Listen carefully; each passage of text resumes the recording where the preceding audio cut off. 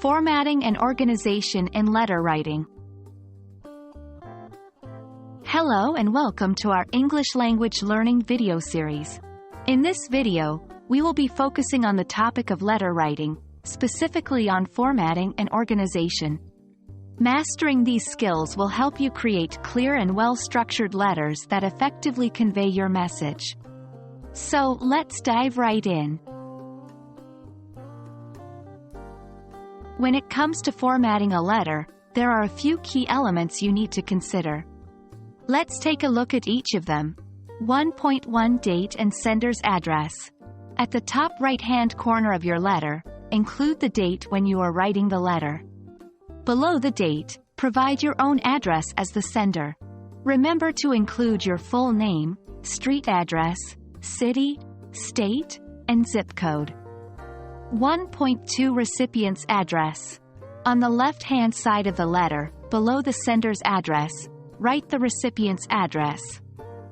Include the recipient's full name, their title or position, if applicable, the name of the organization, the street address, city, state, and zip code. 1.3 Salutation. Next, you need to include a salutation to address the recipient. Use "Dear," followed by their title and last name, such as "Dear Mr. Johnson" or "Dear Dr. Smith." If you don't know the recipient's name, you can use a general salutation like, "To whom it may concern." 1.4 Body of the letter. The body of the letter is where you convey your message. Use paragraphs to organize your ideas, making it easier for the reader to follow along. Start with an introduction that states the purpose of the letter. Then, in subsequent paragraphs, provide supporting details or arguments. Finally, conclude the letter with a polite closing. 1.5 Closing and signature.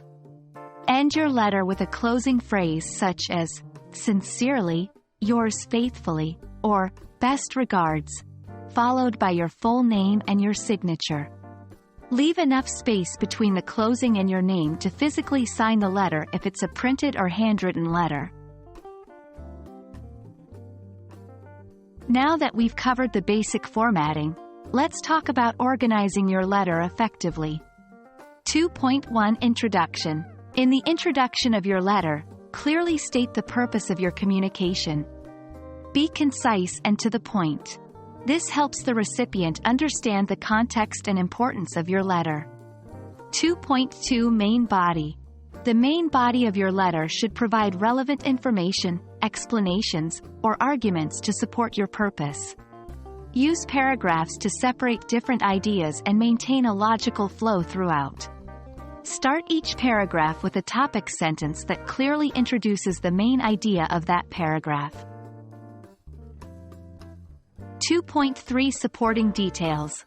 To make your letter more persuasive and informative, include supporting details such as facts, statistics, or examples.